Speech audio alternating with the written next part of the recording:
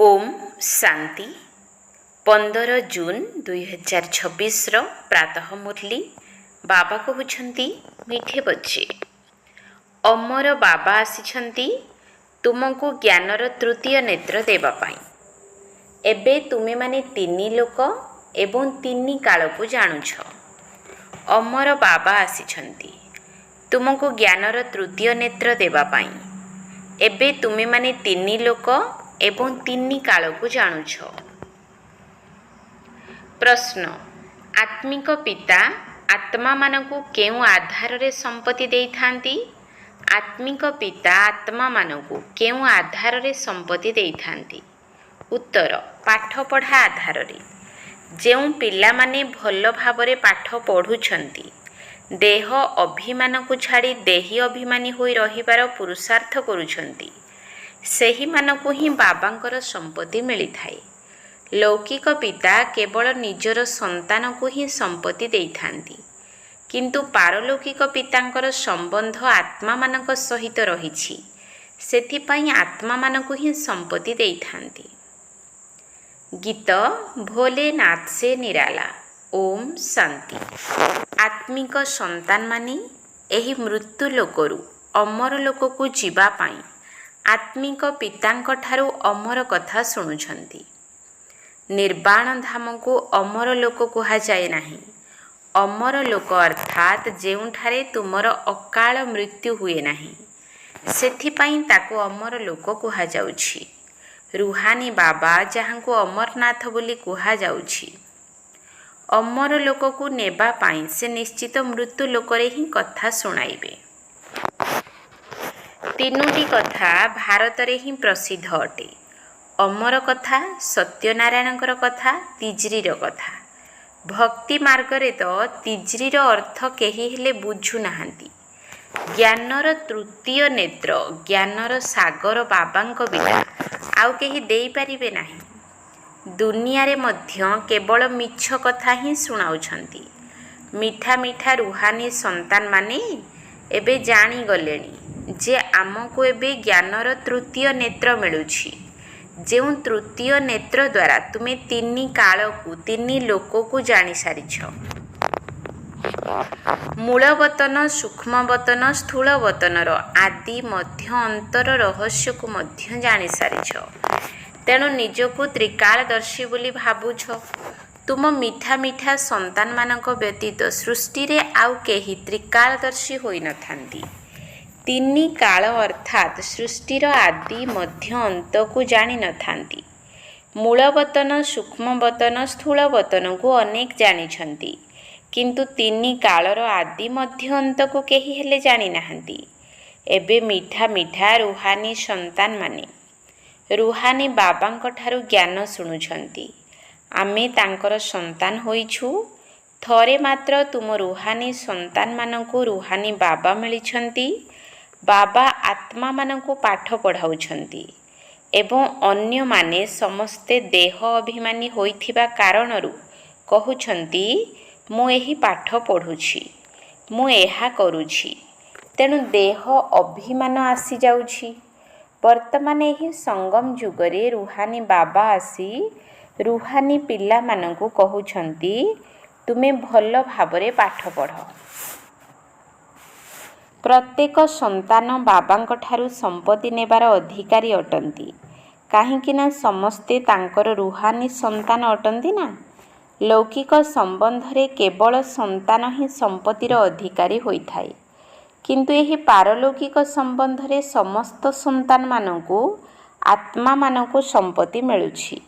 बाबा अमरनाथर मध्य कथा सुनाउछंती। कहउछंती पार्वती को पहाड़ उपरे गुंफारे जाई कथा सुनाइथिले। एहा तो भूल अटे ना। एबे तुमे संतान माने जानिछ जे मिथ्या कौन सत्य कौन। सत्य कथा तो निश्चित सत्य पिता ही सुनाइबे। बाबा थरे मात्र सत्य कथा सुनाई सत्य राष्ट्रर मालिक कराउछंती। तुमे जानिछ जे एही मिछ दुनिया रे निया लागिबो। एही आखि द्वारा जहा किछि देखा जाउछि ए सबु रहिबो नाही। बाकी आउ अल्प समय अछि। एहा शिव बाबांकर ज्ञान यज्ञ। ଯେପରି ଲୌକିକ ସମ୍ବନ୍ଧରେ ମଧ୍ୟ ପିତା ଯଜ୍ଞ ରଚନା କରିଥାନ୍ତି।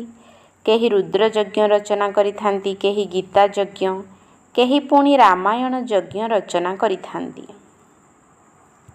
ଏହା ହେଉଛି ଶିବ ବାବା ଅଥବା ରୁଦ୍ର ଜ୍ଞାନ ଯଜ୍ଞ। ଏହା ଅନ୍ତିମ ଯଜ୍ଞ ଅଟେ। ତୁମେ ଜାଣିଛ ଏବେ ଆମେ ଅମରପୁରୀକୁ ଯାଉଛୁ। ବାକି ଆଉ ଅଳ୍ପ କେତେ ମିନିଟର ରାସ୍ତା ଅଛି। କୌଣସି ବି ମନୁଷ୍ୟଙ୍କୁ ଏକଥା ଜଣା ନାହିଁ। ସେମାନେ ତ କହିଦେଉଛନ୍ତି ମୃତ୍ୟୁ ଲୋକରୁ ଅମର ଲୋକକୁ ଯିବା ପାଇଁ ଏବେ ଆହୁରି 40,000 ବର୍ଷ ବାକି ଅଛି। ସତ୍ୟଯୁଗକୁ ଅମର ଲୋକ କୁହାଯାଉଛି। ବର୍ତ୍ତମାନ ବାବା ସମ୍ମୁଖରେ ବସି ତୁମ ସନ୍ତାନମାନଙ୍କୁ ଅମର କଥା, ତିଜ୍ରିର କଥା, ସତ୍ୟନାରାୟଣର କଥା ଶୁଣାଉଛନ୍ତି। ଭକ୍ତି ମାର୍ଗରେ କ'ଣ କ'ଣ ସବୁ ହେଉଛି ତାହା ତ ଦେଖିଲ। ଭକ୍ତି ମାର୍ଗର କେତେ ବିସ୍ତାର ରହିଛି। ଯେପରି ବୃକ୍ଷର ବଡ଼ ବିସ୍ତାର ହୋଇଥାଏ, ସେହିପରି ଭକ୍ତିର ମଧ୍ୟ ବଡ଼ କର୍ମକାଣ୍ଡର ବୃକ୍ଷ ରହିଛି। ଯଜ୍ଞ, ବ୍ରତ, ନିୟମ, ଜପ, ତପ ଆଦି କେତେ କରୁଛନ୍ତି। ଏହି ଜନ୍ମର ଭକ୍ତ ତ ବହୁତ ବସିଛନ୍ତି। ମନୁଷ୍ୟମାନଙ୍କର ବୃଦ୍ଧି ହୋଇ ଚାଲିଛି। ଯେବେଠାରୁ ତୁମେ ଭକ୍ତି ମାର୍ଗକୁ ଆସିଛ, ସେବେଠାରୁ ଅନ୍ୟ ଧର୍ମ ସବୁ ସ୍ଥାପନ ହୋଇଛି। ପ୍ରତ୍ୟେକଙ୍କର ନିଜ ଧର୍ମ ସହିତ ସମ୍ପର୍କ ରହିଛି। ପ୍ରତ୍ୟେକଙ୍କର ନୀତି ପ୍ରଥା ଅଲଗା ଅଲଗା। ଭାରତ ଅମରପୁରୀ ଥିଲା, ଭାରତ ଏବେ ମୃତ୍ୟୁ ଲୋକ ହୋଇଯାଇଛି। ତୁମେ ଆଦି ସନାତନ ଦେବୀ ଦେବତା ଧର୍ମର ଥିଲ, କିନ୍ତୁ ଏବେ ପତିତ ହୋଇଥିବା କାରଣରୁ ନିଜକୁ ଦେବତା ବୋଲି କହିପାରୁନାହଁ। ଏକଥା ତୁମେ ଭୁଲି ଯାଇଛ ଯେ ଆମେ ହିଁ ଦେବତା ଥିଲୁ। ଖ୍ରୀଷ୍ଟିଆନମାନେ ଯେପରି କହୁଛନ୍ତି କି ଖ୍ରୀଷ୍ଟ ଆମ ଧର୍ମର ସ୍ଥାପନା କରିଥିଲେ, ସେଥିପାଇଁ ଆମର ଖ୍ରୀଷ୍ଟିଆନ ଧର୍ମ ଚାଲି ଆସୁଛି। ଏପରି ନୁହେଁ ଯେ ସେମାନେ ୟୁରୋପିଆନ ଧର୍ମର ଅଟନ୍ତି। ସେହିପରି ତୁମେ ହିନ୍ଦୁସ୍ତାନରେ ରହିଲା ବାଲା ଅଥବା ଭାରତବାସୀ ଦେବୀ ଦେବତା ଧର୍ମର ଅଟ, କିନ୍ତୁ ନିଜକୁ ଦେବତା ବୋଲି କହିପାରିବ ନାହିଁ। ଜାଣିଛ ଯେ ଆମେ ତ ପାପୀ, ନୀଚ, କାଙ୍ଗାଳ, ବିକାରୀ ଅଟୁ।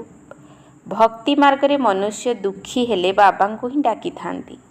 ଏକଥା କେବଳ ତୁମେ ବ୍ରାହ୍ମଣ ପିଲାମାନେ ହିଁ ଜାଣିଛ ଯେ ଯେଉଁ ବାବାଙ୍କୁ ସମସ୍ତେ ଡାକି ଆସିଛନ୍ତି, ସେ ହିଁ ଆମକୁ ବେହଦର ସମ୍ପତ୍ତି ଦେବା ପାଇଁ ଅମର କଥା ଶୁଣାଉଛନ୍ତି।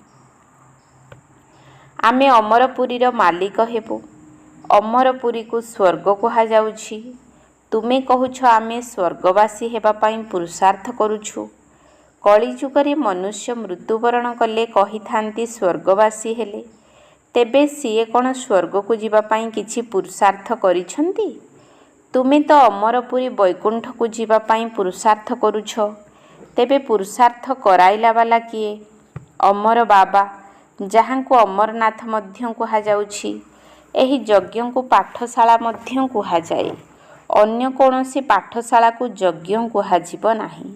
ସ୍ଥୂଳ ଯଜ୍ଞ ଅଲଗା ରଚନା କରାଯାଇଥାଏ, ଯେଉଁଠାରେ ବ୍ରାହ୍ମଣ ବସି ମନ୍ତ୍ର ପଢ଼ିଥାନ୍ତି। ବାବା କହୁଛନ୍ତି ଏହା ତୁମର କଲେଜ ମଧ୍ୟ ଅଟେ, ଯଜ୍ଞ ମଧ୍ୟ ଅଟେ। ଉଭୟ ଏକତ୍ର ରହିଛି। ତୁମେ ଜାଣିଛ ଏହି ଜ୍ଞାନ ଯଜ୍ଞରୁ ବିନାଶର ଜ୍ୱାଳା ପ୍ରଜ୍ୱଳିତ ହୋଇଛି। ଏଥିରେ ସାରା ଦୁନିଆ ସ୍ୱାହା ହୋଇଯିବ। ପୁଣି ନୂଆ ଦୁନିଆ ତିଆରି ହେବ। ଏହାର ନାମ ହିଁ ହେଲା ମହାଭାରୀ ମହାଭାରତ ଲଢ଼େଇ। ଏପରି ଲଢ଼େଇ ଆଉ କେବେ ହୋଇନଥାଏ। କୁହନ୍ତି ଯୁଦ୍ଧରେ ମୂଷଳ ଦ୍ୱାରା ଲଢ଼େଇ ହୋଇଥିଲା। ତୁମ ସାଥିରେ ତ ଲଢ଼େଇ ହେଉନାହିଁ। ଏହାକୁ ମହାଭାରତ ଲଢ଼େଇ କାହିଁକି କହୁଛନ୍ତି? ଭାରତରେ ହିଁ ଗୋଟିଏ ଧର୍ମ ହେବ ନା। ମୃତ୍ୟୁ ତ ଅନ୍ୟମାନଙ୍କର ହେବ। ଏଠାରେ ଲଢ଼େଇର ତ କୌଣସି କଥା ନାହିଁ। ବାବା ବୁଝାଉଛନ୍ତି ତୁମ ପାଇଁ ନୂଆ ଦୁନିଆ ଦରକାର, ତେବେ ନିଶ୍ଚିତ ପୁରୁଣା ଦୁନିଆର ବିନାଶ ହେବ। ତୁମ ସନ୍ତାନମାନଙ୍କ ବୁଦ୍ଧିରେ ବିରାଟ ରୂପର ମଧ୍ୟ ସମସ୍ତ ଜ୍ଞାନ ରହିଛି। ଏକଥା ମଧ୍ୟ ବୁଝୁଛ ଯେ ଯେଉଁମାନେ କଳ୍ପ ପୂର୍ବରୁ ଦେବତା ହେବା ପାଇଁ ଆସିଥିଲେ, ବର୍ତ୍ତମାନ ସେହିମାନେ ହିଁ ଆସିବେ। ଏହା ବୁଦ୍ଧିର କାମ ଅଟେ। ଆମେ ଯେତେଜଣ ବ୍ରାହ୍ମଣ ହୋଇଛୁ, ଏବେ ପୁଣି ଦେବତା ହେବୁ। ପ୍ରଜାପିତା ବ୍ରହ୍ମାଙ୍କର ମଧ୍ୟ ଗାୟନ ରହିଛି। ପରମପିତା ପରମାତ୍ମା ବ୍ରହ୍ମାଙ୍କ ଦ୍ୱାରା ମନୁଷ୍ୟ ସୃଷ୍ଟି ରଚନା କରୁଛନ୍ତି। ସେଥିପାଇଁ ବ୍ରହ୍ମାଙ୍କୁ ପ୍ରଜାପିତା କୁହାଯାଉଛି। କିନ୍ତୁ କିପରି କେବେ ରଚନା କରୁଛନ୍ତି ଏକଥା କେହି ଜାଣିନାହାନ୍ତି। କ'ଣ ଆରମ୍ଭରୁ ମନୁଷ୍ୟ ନଥିଲେ ଯାହାଙ୍କୁ ରଚନା କରୁଛନ୍ତି? ଡାକୁଛନ୍ତି ମଧ୍ୟ ପତିତ ପାବନ ଆସ। ତେବେ ଯେତେବେଳେ ମନୁଷ୍ୟମାନେ ପତିତ ହୋଇଥାନ୍ତି ତେବେ ଯାଇ ବାବା ଆସିଥାନ୍ତି। ଏହି ଦୁନିଆର ତ ନିଶ୍ଚିତ ପରିବର୍ତ୍ତନ ହେବ। ତୁମକୁ ବାବା ନୂଆ ଦୁନିଆ ପାଇଁ ଯୋଗ୍ୟ କରାଉଛନ୍ତି। ଏବେ ତୁମେ ସମସ୍ତେ ତମ ପ୍ରଧାନ ପୁରୁଣା ଦୁନିଆରେ ଅଛ। ପୁଣି ସତୋ ପ୍ରଧାନ ହେବାକୁ ପଡ଼ିବ। ବାବା ବୁଝାଇଛନ୍ତି ପ୍ରତ୍ୟେକ ମନୁଷ୍ୟଙ୍କୁ ପ୍ରତ୍ୟେକ ବସ୍ତୁକୁ ସତୋ ରଜୋ ତମୋ ଅବସ୍ଥାରେ ଆସିବାକୁ ପଡ଼ିଥାଏ। ଦୁନିଆ ନୂଆରୁ ପୁରୁଣା ନିଶ୍ଚିତ ହୋଇଥାଏ। ବସ୍ତ୍ର ମଧ୍ୟ ନୂଆ ପିନ୍ଧିଥାନ୍ତି ତାହା ପୁଣି ପୁରୁଣା ହୋଇଥାଏ। ତୁମକୁ ଜ୍ଞାନ ମିଳୁଛି। ସତ୍ୟନାରାୟଣଙ୍କ କଥା ତୁମେ ଏବେ ଶୁଣୁଛ। ଗୀତା ହେଲା ସର୍ବଶାସ୍ତ୍ରମୟୀ ଶିରୋମଣି। ବାକି ସବୁ ହେଲେ ତାର ସନ୍ତାନ ସନ୍ତତି। ଯେପରି ବ୍ରହ୍ମାଙ୍କ ବଂଶାବଳୀ ରହିଛି ସେହିପରି ଗୀତା ହେଲା ମୁଖ୍ୟ। ସର୍ବୋଚ୍ଚ ହେଲେ ମାତା ପିତା। ବାକି ସବୁ ସନ୍ତାନ ଅଟନ୍ତି। ଏବେ ମାତା ପିତାଙ୍କଠାରୁ ସମ୍ପତ୍ତି ମିଳିପାରିବ। ବାକି ଯେତେ ବି ଶାସ୍ତ୍ର ପଢ଼ କିଛି ବି କର ସମ୍ପତ୍ତି ମିଳିପାରିବ ନାହିଁ। ଯେଉଁମାନେ ଶାସ୍ତ୍ର ପଢ଼ୁଛନ୍ତି ତାଙ୍କର ବହୁତ ରୋଜଗାର ହେଉଛି। ତାହା ତ ହେଲା ଅଳ୍ପ କାଳ ପାଇଁ। ଏଠାରେ ତୁମେ ସନ୍ତାନମାନେ ଶୁଣୁଛ ତେଣୁ କେତେ ରୋଜଗାର କରୁଛ? 21 ଜନ୍ମ ପାଇଁ କରୁଛ ନା? ଏକଥା ବିଚାର କର। ସେମାନେ ଗୋଟିଏ କଥା ଶୁଣାଇ ଦେଲେ ସମସ୍ତେ ତାଙ୍କୁ ପଇସା ଦେବେ। ଏଠାରେ ବାବା ତୁମ ସନ୍ତାନମାନଙ୍କୁ ଜ୍ଞାନ ଶୁଣାଉଛନ୍ତି। ତୁମେମାନେ 21 ଜନ୍ମ ପାଇଁ କେତେ ସାହୁକାର ହୋଇଯାଉଛ। ଦୁନିଆରେ ବକ୍ତାମାନଙ୍କର ପକେଟ ଭର୍ତ୍ତି ହୋଇଥାଏ। ଭକ୍ତି ଆଦି କରିବା ପ୍ରବୃତ୍ତି ମାର୍ଗବାଲାଙ୍କର କାମ ଅଟେ। ତୁମେ ହେଲ ପ୍ରବୃତ୍ତି ମାର୍ଗର। ତୁମେ ଜାଣିଛ ଯେ ସ୍ୱର୍ଗ ଲୋକରେ ଆମେ ପୂଜ୍ୟ ଥିଲୁ। ନଚେତ୍ 84 ଜନ୍ମର ହିସାବ କେଉଁଠାରୁ ମିଳିବ? ଏହା ହେଲା ରୁହାନୀ ଜ୍ଞାନ ଯାହାକି ପରମ ଆତ୍ମା ଜ୍ଞାନର ସାଗରଙ୍କଠାରୁ ମିଳୁଛି। ପତିତ ପାବନ ବାବା ହିଁ ସମସ୍ତଙ୍କର ସଦ୍ଗତି ଦାତା ଅଟନ୍ତି। ସେ ଆମ ସନ୍ତାନମାନଙ୍କୁ ଅମର କଥା ଶୁଣାଉଛନ୍ତି। ତୁମେମାନେ ଜନ୍ମ ଜନ୍ମାନ୍ତର ମିଛ କଥା ଶୁଣି ଶୁଣି ଆସିଛ। ଏବେ ସତ୍ୟ କଥା ଶୁଣି ତୁମେ 16 କଳା ସମ୍ପୂର୍ଣ୍ଣ ହେଉଛ। ଚନ୍ଦ୍ରମାଙ୍କୁ 16 କଳା ସମ୍ପୂର୍ଣ୍ଣ କୁହାଯାଏ। ସୂର୍ଯ୍ୟଙ୍କ ପାଇଁ ଏପରି କୁହାଯାଏ ନାହିଁ। ତୁମେ ଜାଣିଛ ଆମେ ଆତ୍ମାମାନେ ଭବିଷ୍ୟତରେ ସର୍ବଗୁଣ ସମ୍ପନ୍ନ 16 କଳା ସମ୍ପୂର୍ଣ୍ଣ ହେବୁ। ପୁଣି ଅଧାକଳ୍ପ ପରେ ଏଥିରେ ଖାଦ ପଡ଼ିଯାଇଥାଏ। ଏବେ ତୁମେ ଜାଣୁଛ ଯେ ଆମେ ପୁନର୍ବାର ସର୍ବଗୁଣ ସମ୍ପନ୍ନ 16 କଳା ସମ୍ପୂର୍ଣ୍ଣ ଦେବତା ହେଉଛୁ। ଆମେ ଆତ୍ମାମାନେ ପ୍ରଥମେ ନିଜର ଘରକୁ ଯିବୁ। ପୁଣି ଶରୀର ଧାରଣ କରି ଦେବତା ହେବୁ। ପୁଣି ଚନ୍ଦ୍ରବଂଶୀ କୂଳରେ ଆସିବୁ। 84 ଜନ୍ମର ହିସାବ କିତାବ ଦରକାର। କେଉଁ ଯୁଗରେ କେଉଁ ବର୍ଷରେ କେତେ ଜନ୍ମ ହେଲା। ବାବା 84 ଜନ୍ମର ସତ୍ୟ କଥା ଏବେ ଶୁଣାଉଛନ୍ତି। ତୁମମାନଙ୍କୁ କହୁଛନ୍ତି ତୁମେ ଭାରତବାସୀମାନେ 84 ଜନ୍ମ ନେଉଛ। ତେଣୁ ପ୍ରଥମେ ନିଜକୁ ବ୍ରାହ୍ମଣ ବୋଲି ବୁଝିବାକୁ ହେବ। ତୁମେ ମମ୍ମା ବାବା ବୋଲି କହୁଛ ନା? ବ୍ରହ୍ମା ବାବାଙ୍କ ଦ୍ୱାରା ଶିବ ବାବାଙ୍କ ଠାରୁ ସମ୍ପତ୍ତି ନେଉଛ। ବ୍ରହ୍ମା ମଧ୍ୟ ଶିବ ବାବାଙ୍କର ହୋଇଗଲେ। ବ୍ରହ୍ମାଙ୍କ ଠାରୁ ସମ୍ପତ୍ତି ମିଳିପାରିବ ନାହିଁ। ଇଏ ମଧ୍ୟ ତୁମର ଭାଇ ହୋଇଗଲେ। ଇଏ ବ୍ରହ୍ମା ଶରୀରଧାରୀ ଅଟନ୍ତି ନା? ତୁମେ ସମସ୍ତେ ଶିବ ବାବାଙ୍କ ଠାରୁ ସମ୍ପତ୍ତି ନେଉଛ। ବ୍ରହ୍ମାଙ୍କ ଠାରୁ ନୁହେଁ। ଯାହାଙ୍କ ଠାରୁ ସମ୍ପତ୍ତି ପାଇବାର ନାହିଁ ତାଙ୍କୁ ମନେ ପକାଇବାର ଆବଶ୍ୟକତା ନାହିଁ। ଏକମାତ୍ର ଶିବ ବାବାଙ୍କୁ ହିଁ ମନେ ପକାଇବାକୁ ହେବ। ତାଙ୍କୁ ହିଁ କହୁଛନ୍ତି ତୁମେ ମାତା ପିତା ଆମେ ତୁମର ସନ୍ତାନ। ତୁମେ ଏହାଙ୍କ ପାଖକୁ ଆସୁଛ। ତେବେ ବୁଦ୍ଧିରେ ରହୁଛି ଯେ ଆମେ ଶିବ ବାବାଙ୍କ ପାଖକୁ ଯାଉଛୁ। ଶିବ ବାବାଙ୍କୁ ହିଁ ମନେ ପକାଇବାକୁ ପଡ଼ିବ। ଆତ୍ମା ବିନ୍ଦୁ ଅଟେ। ଏଥିରେ 84 ଜନ୍ମର ଅଭିନୟ ନିର୍ଦ୍ଧାରିତ ହୋଇ ରହିଛି। ଆତ୍ମା ଭ୍ରୁକୁଟି ମଧ୍ୟରେ ରହିଥାଏ। ଗୋଟିଏ ସେକେଣ୍ଡରେ ମଧ୍ୟ ଉଡ଼ି ଯାଇଥାଏ। ମୁଁ ଆତ୍ମା ଗୋଟିଏ ଶରୀର ଛାଡ଼ି ଆଉ ଏକ ଶରୀର ନେଉଛି। ଭ୍ରୁକୁଟି ମଧ୍ୟରେ ଯାଇ ବିରାଜମାନ କରୁଛି। ବୁଦ୍ଧିରେ ଏହି ଜ୍ଞାନ ରହିଛି ଯେ ଆମର ଆତ୍ମା ଏହିପରି ଅଟେ। ସତ୍ୟ ଯୁଗରେ ତ ଏଭଳି କୌଣସି ଜିନିଷ ଦେଖିବାର ଆଶା ରୁହେ ନାହିଁ।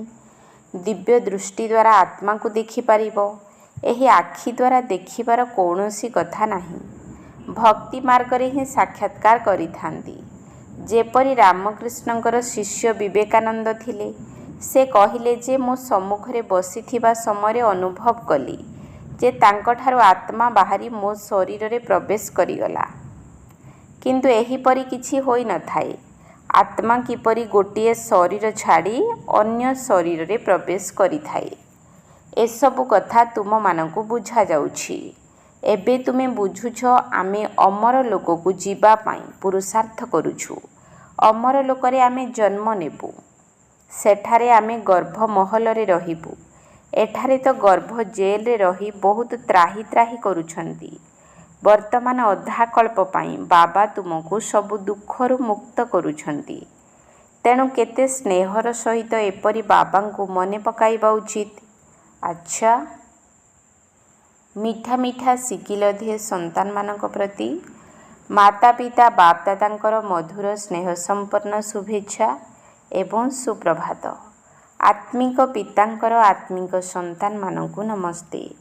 ଆତ୍ମିକ ସନ୍ତାନମାନଙ୍କର ଆତ୍ମିକ ବାପ ଦାଦାଙ୍କୁ ନମସ୍ତେ ନମସ୍ତେ ନମସ୍ତେ। ସୁପ୍ରଭାତ। ଧାରଣା ପାଇଁ ମୁଖ୍ୟ ସାର। 1 ନମ୍ବର ପଏଣ୍ଟ। ନିଜକୁ ଆତ୍ମା ମନେକରି ରୁହାନୀ ବାବାଙ୍କ ଠାରୁ ପାଠ ପଢ଼ି ପୂରା ସମ୍ପତ୍ତି ନେବାକୁ ହେବ। ସତ୍ୟ ରାଷ୍ଟ୍ରର ମାଲିକ ହେବା ପାଇଁ ସତ୍ୟ କଥା ଶୁଣିବାକୁ ହେବ ଏବଂ ଶୁଣାଇବାକୁ ହେବ। ନିଜକୁ ଆତ୍ମା ମନେକରି ରୁହାନୀ ବାବାଙ୍କ ଠାରୁ ପାଠ ପଢ଼ି ପୂରା ସମ୍ପତ୍ତି ନେବାକୁ ହେବ। ସତ୍ୟ ରାଷ୍ଟ୍ରର ମାଲିକ ହେବା ପାଇଁ ସତ୍ୟ କଥା ଶୁଣିବାକୁ ହେବ ଏବଂ ଶୁଣାଇବାକୁ ହେବ। 2 ନମ୍ବର ପଏଣ୍ଟ। ଯେଉଁ ବାବାଙ୍କ ଠାରୁ ବେହଦ୍ର ସମ୍ପତ୍ତି ମିଳୁଛି ତାଙ୍କୁ ହିଁ ମନେ ପକାଇବାକୁ ହେବ, କୌଣସି ଦେହଧାରୀଙ୍କୁ ନୁହେଁ। ଏହି ପୁରୁଣା ଦୁନିଆରେ ଏବେ ନିଆଁ ଲାଗିବାକୁ ଯାଉଛି, ତେଣୁ ଏହାକୁ ଦେଖୁଥିଲେ ମଧ୍ୟ ଦେଖିବାର ନାହିଁ। ଯେଉଁ ବାବାଙ୍କ ଠାରୁ ବେହଦ୍ର ସମ୍ପତ୍ତି ମିଳୁଛି ତାଙ୍କୁ ହିଁ ମନେ ପକାଇବାକୁ ହେବ, କୌଣସି ଦେହଧାରୀଙ୍କୁ ନୁହେଁ।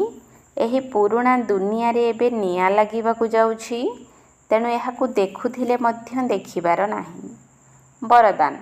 ଶାନ୍ତିର ଶକ୍ତି ଦ୍ୱାରା ନିଜର ମନ ବୁଦ୍ଧିର ରେଜିଷ୍ଟରକୁ ସଫା ରଖୁଥିବା ଲୋକପ୍ରିୟ ପ୍ରଭୁ ପ୍ରିୟ ଭବ। ଶାନ୍ତିର ଶକ୍ତି ଦ୍ୱାରା ନିଜର ମନ ବୁଦ୍ଧିର ରେଜିଷ୍ଟରକୁ ସଫା ରଖୁଥିବା ଲୋକପ୍ରିୟ ପ୍ରଭୁ ପ୍ରିୟ ଭବ। ଯେପରି ବୈଜ୍ଞାନିକମାନେ ଏଭଳି ଉଦ୍ଭାବନ କରିଛନ୍ତି ଯାହାକି ଲେଖାଯାଇଥିବା କଥା ସବୁ ଲିଭିଯାଇପାରିବ, କିଛି ବି ଜଣାପଡ଼ିବ ନାହିଁ। ସେହିପରି ତୁମେମାନେ ମଧ୍ୟ ଶାନ୍ତିର ଶକ୍ତି ଦ୍ୱାରା ନିଜର ରେଜିଷ୍ଟରକୁ ପ୍ରତିଦିନ ସଫା କର, ଯାହାଦ୍ୱାରା ପ୍ରଭୁ ପ୍ରିୟ ବା ଦୈବୀ ଲୋକ ପ୍ରିୟ ହୋଇଯିବ। ଦୁନିଆର ସମସ୍ତେ ସ୍ୱଚ୍ଛତା ଏବଂ ସତ୍ୟତାକୁ ପସନ୍ଦ କରିଥାନ୍ତି। ସେଥିପାଇଁ ଗୋଟିଏ ଦିନରେ କରିଥିବା ବ୍ୟର୍ଥ ସଂକଳ୍ପ ବା ବ୍ୟର୍ଥ କର୍ମର ଟିକିଏ ବି ଚିହ୍ନ ଆର ଦିନକୁ ନ ରହୁ। ବିତିଯାଇଥିବା କଥାକୁ ଭୁଲିଯାଇ ବିନ୍ଦୁ ଲଗାଇ ଦିଅ। ତାହା ହେଲେ ରେଜିଷ୍ଟର ସଫା ରହିବ ଏବଂ ସାହେବ ବାବା ସନ୍ତୁଷ୍ଟ ହୋଇଯିବେ। ସ୍ଲୋଗାନ। ନିଜେ ବ୍ୟର୍ଥ ସଂକଳ୍ପ କରିବା ବା ଅନ୍ୟର ବ୍ୟର୍ଥ ସଂକଳ୍ପ ଚାଲିବାରେ ନିମିତ୍ତ ହେବା, ଏହା ମଧ୍ୟ ଅପବିତ୍ରତା ଅଟେ। ନିଜେ ବ୍ୟର୍ଥ ସଂକଳ୍ପ କରିବା ବା ଅନ୍ୟର ବ୍ୟର୍ଥ ସଂକଳ୍ପ ଚାଲିବାରେ ନିମିତ୍ତ ହେବା, ଏହା ମଧ୍ୟ ଅପବିତ୍ରତା ଅଟେ। ଅବ୍ୟକ୍ତ ଇସାରା। ସର୍ବଦା ହର୍ଷିତ ରହିବା ପାଇଁ ନିଜର ସ୍ୱଭାବକୁ ସରଳ କର ଏବଂ ସହନଶୀଳ ହୁଅ। ମନ ବାଣୀ କର୍ମରେ ସରଳତା ଏବଂ ସହନଶୀଳତା ଦୁଇଟି ଯାକ ଆବଶ୍ୟକ ଅଟେ। ଯଦି ସରଳତା ଥିବ କିନ୍ତୁ ସହନଶୀଳତା ନଥିବ ତେବେ ବି ଶ୍ରେଷ୍ଠ କୁହାଯିବ ନାହିଁ। ସରଳତା ସହିତ ଯଦି ସହନଶୀଳତା ରହିଥିବ ତେବେ ଶକ୍ତି ସ୍ୱରୂପ କୁହାଯିବ। ଶକ୍ତିମାନଙ୍କର ଚିତ୍ରରେ ସରଳତା ଏବଂ ସହନଶୀଳତା ଦୁଇଟି ଯାକ ଗୁଣକୁ ଦେଖାଇଥାନ୍ତି। ବର୍ତ୍ତମାନର ଫଳାଫଳ ଅନୁସାରେ କେଉଁଠି ସହନ ଶକ୍ତି ଅଧିକ ଅଛି ତ କେଉଁଠି ସରଳତା ଅଧିକ ରହିଛି। ଏବେ ଏହି ଦୁଇଟି ଯାକକୁ ସମାନ କର। ଓମ୍ ଶାନ୍ତି।